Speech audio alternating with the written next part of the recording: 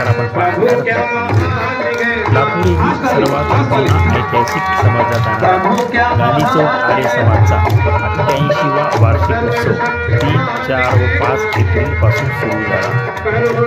आज 5 तारीख वार्षिक उत्सवाचा आजचा शेवटचा दिवस।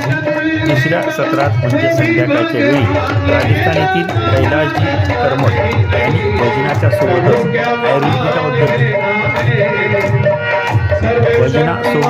आयुर्वेदिक औषधाबद्दल सांगितली माहिती।